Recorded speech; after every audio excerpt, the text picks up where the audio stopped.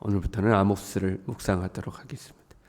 이 아모스는 문서로 남긴 최초의 선지자라고 합니다. 아모스 이전의 선지자들은 엘리야라든가 엘리사라든가 이런 선지자들은 하나님의 말씀을 전했지만 본인이 직접 그 하나님께로부터 받은 계시의 말씀을 문서로 남기지는 않았습니다. 근데 이제 아모스부터는 하나님이 자기에게 주신 계시의 말씀을 이제 문서로 남긴 거죠. 그 다음부터는 아모스보다 호세아가 10년 뒤에 활동했거든요. 호세아도 이제 문서로 남기게 되고 그 다음부터는 이제 계속해서 문서로 남기는 것이 일반화되고 이제 보편화되었습니다. 호세아는 북이스라엘 출신으로서 북이스라엘을 향해서 애원했던 선지자고, 아모스는 남유다 출신인데 북이스라엘에 가서 이제 애원했던 선지자죠. 이 아모스의 이름은 아마시아라는 이름이 줄여진 게 이제 아모스. 아모스나 아마시아나 같은 말입니다. 여호와의 짐을 진 자 또는 여호와가 보존하는 자, 이제 두 가지 의미로 해석이 가능하다고 그럽니다. 아모스는 자기 자신의 직업을 목자라고 이렇게 밝히죠. 그래서 아모스가 자기가 목자라고 이야기하면 사람들이 아모스가 가난한 목동 출신으로서 당대의 부유한 사람들을 중심으로 부패한 이스라엘의 이 사회를 향해서 정의를 외쳤다, 이렇게 이제 생각하기가 쉽습니다. 그런데 아모스가 자신을 목자라고 밝힌 이 목자라는 단어는 그 가난한 목동을 의미하는 게 아닙니다. 노케드라는 단어인데요, 이 성경에서 딱 2번 나오는 단어입니다. 시골의 가난한 양치기를 의미하는 단어는 로에라는 단어가 따로 있습니다. 이 단어가 이제 아모스 1장의 목자라는 단어에 한번 쓰이고요, 열왕기하 3장 4절에 쓰이는데 이렇게 되어 있습니다. 모압의 왕 메사는 양을 치는 자라. 새끼 양 10만 마리의 털과 순양 10만 마리의 털을 이스라엘 왕에게 바치더니, 모압 왕 메사인데 양을 치는 자인데 이스라엘 왕에게 조공을 바치는데 10만 마리 털, 10만 마리 털, 이렇게 새끼 양 10만 마리, 순양 10만 마리, 대규모의 목축을 하던 사람을 일컫는 단어입니다. 그러니까 뭐 가난해서 다른 사람 양 받아와서 양치고 이런 사람이 아니고 대규모로 하는 거죠. 이 성경의 다른 문헌에서 이 노케드라는 단어는 왕의 짐승들을 관리하는 자, 이런 뜻으로 쓰이기도 했습니다. 어찌 됐든 간에 대규모의 이제 목장을 운영했던 사람인 거죠. 7장에 가면 아모스는 자신을 목자와 뽕나무를 재배하는 자로 자기를 소개하죠. 돌감람나무 이 농장이죠. 그러니까 목장만 가지고 있었던 것이 아니라 돌감람나무의 이 농장을 운영했던, 지금으로 말하면 일종의 사업가죠. 목축도 크게 하고 농장도 크게 하는 일종의 사업가라고 볼 수가 있습니다. 그런 그가 하나님의 부름을 받은 거예요. 크게 목장 운영하고 농장 운영하고 그랬던 이 아모스에게 어느 날 하나님의 말씀이 임한 거죠. 아모스를 하나님께서 목자로서 이 농장을 운영하는 운영자로서 일을 하던 아모스를 하나님이 불러서 하나님의 말씀을 전하게 하신 것은 당대의 선지자 그룹이라고 했던 선지자 그룹, 애언자 그룹까지도 이 직업적 선지자로 부패했기 때문에 그렇습니다. 이런 일들은 역사 속에서 계속 반복되는 거거든요. 종교가 보통 타락했다 이렇게 이야기하면 종교 지도자들이 타락한 거죠. 그렇잖아요. 종교 지도자들이 타락하니까 그 종교가 타락하는 거예요. 목사들이 타락하니까 교회가 이상한 일을 하는 거 똑같은 거 아닙니까? 그러면 종교가 타락하고 종교 지도자들이 타락을 하면 이제 평신도라고 불리우는 성도들이 이제 고통을 받게 되는 거죠. 종교 지도자들은 나름대로의 특권 의식을 이제 가지고 있는 부분들이 있어요. 하나님이 나를 선택하여 부르셨다는 거죠. 하나님이 나를 선택하여 부르셨다. 하나님이 나에게 하나님의 일을 맡기셨다. 뭐 하나님이 나와 함께 하신다. 뭐 이런 특권 의식을 가져요. 그러면 그런 권위 의식을 가지고 하나님의 일을 잘하면 뭐 그러면 좋은 거겠죠. 하나님이 나를 선택해 부르셨다. 그래서 내가 죽도록 충성한다 하고 말씀대로 충성하면 좋은 거 아니겠어요? 근데 그 권위 의식이 특권이 되고 그 특권이 부패한 권력이 되기가 쉽죠. 그래서 지도자들이 부패하고 타락하는 거거든요. 아니면 이제 세속화되어서 내가 하는 것은 뭐든지 괜찮아. 그러면 이제 세속화되는 거거든요. 그러면 고통받는 평신도들 중에서 내가 하나님 앞에 헌신하겠다 하고 이제 나서는 경건한 평신도들이 생기는 거죠. 그래서 이제 평신도 운동이 일어납니다.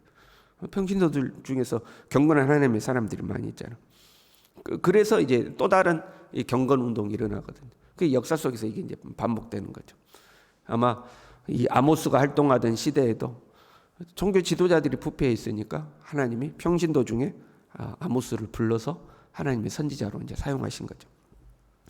아모스가 선지자로 활동했던 시대를 이렇게 밝히고 있습니다. 유다 왕 우시아의 시대, 이렇게 남유다는 우시아의 시대고 북이스라엘에는 여로보암의 시대 이렇게 기록하고 있습니다. 우시아와 여로보암은 둘 다 번성기를 이룬 왕들이었습니다. 남유다에도 번성기를 이루었고 북이스라엘에도 번성기를 이루었어요.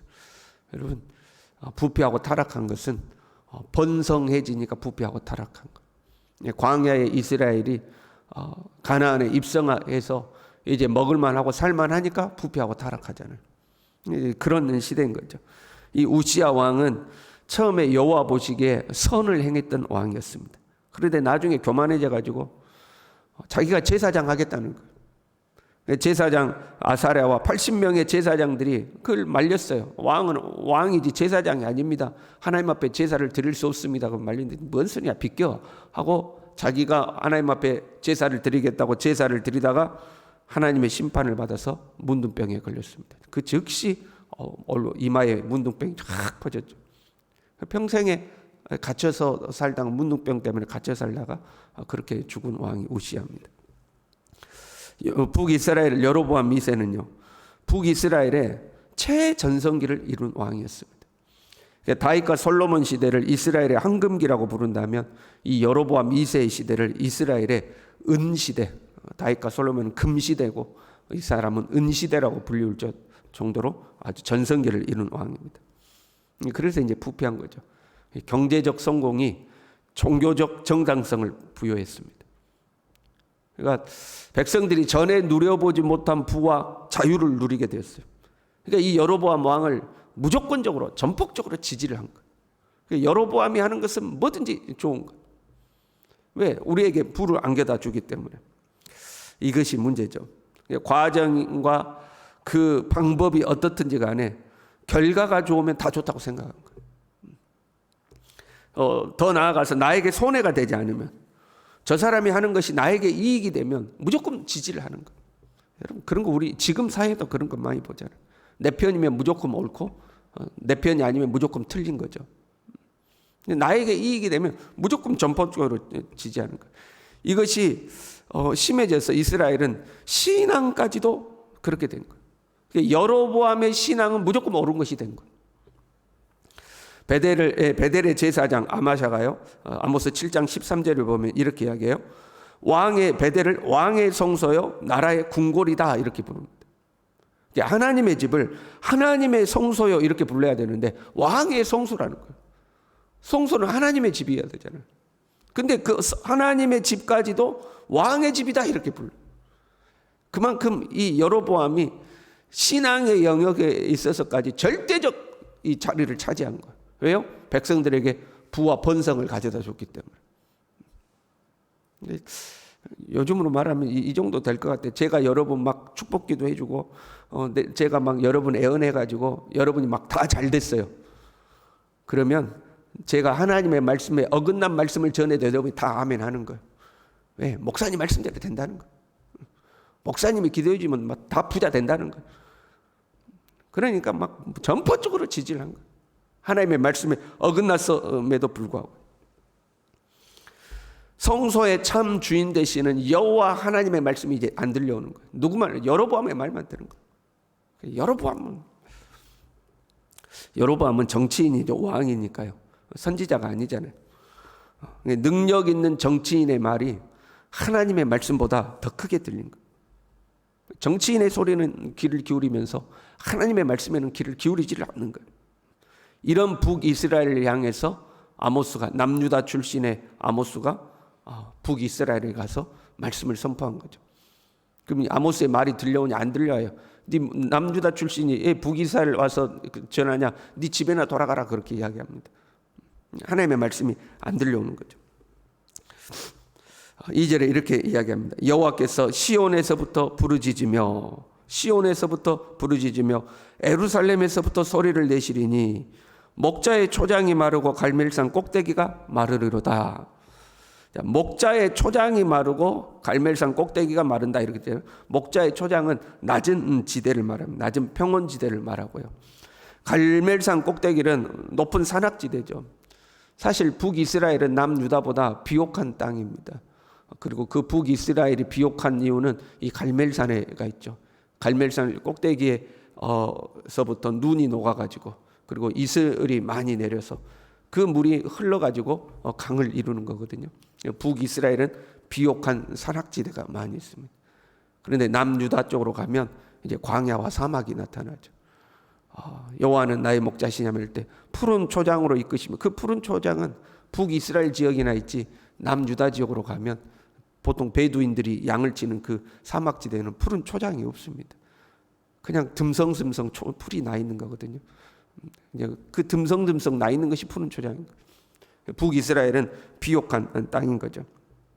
그런데 그 갈멜산 꼭대기부터 양을 치는 낮은 평원에 이르기까지 마른다는 거예요.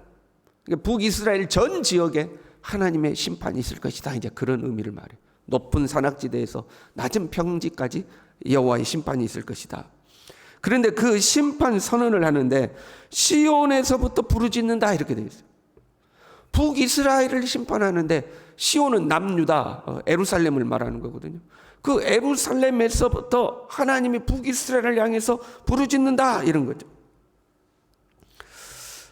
북이스라엘의 죄는요, 단과 베델의 금송아지를 만드는 데서부터 시작되었습니다.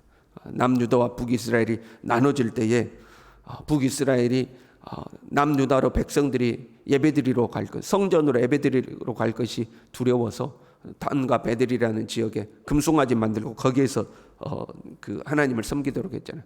자기들 편의대로 만들어버린 하나님, 자기들을 위해서 사실 정치적 의도로 만들어낸 하나님인 거죠. 그런데 하나님은 너희들이 만들어 놓은 그 제단, 너희들이 만들어버린 하나님, 그곳에 계시지 않고 하나님이 세우신 성전, 에루살렘 그 성전에 하나님이 계신다는 거예요. 거기에서부터 하나님이 소리를 내신다는 거죠. 거기가 신앙의 중심이죠. 베델은 자신들이 만들어 놓은 제단이고, 시온은 하나님의 약속의 제단인 거예요. 아무리 그 베델 제단에서부터 북이스라엘이 번성하고 먹고 살 게 많아지고 부자가 됐다 할지라도 거기는 하나님의 언약의 자리가 아니라는 거예요. 하나님의 언약의 자리는 하나님이 약속하신 그 성전, 에루살렘 성전이 하나님이 약속하신 언약의 자리다. 그래서 거기에서부터 하나님이 외치신다 하는 거죠. 오늘날 세상이 부와 명예를 쫓아가죠. 부자 되면 다 성공한 거예요. 그 사람의 신앙이 무엇이든지 간에 부자 되면 다 복받았다고 그러는 거예요. 부유해지기만 하면 그의 방법과 과정이 어떠했든지 간에 다 정당화시키는 거예요. 다 괜찮다는 거예요. 그러한 사회를 향해서 하나님은 그게 아니라는 거예요. 하나님은 언약 위에 계신다는 거예요. 오늘날 우리에게 주신 언약이 약속의 말씀이죠.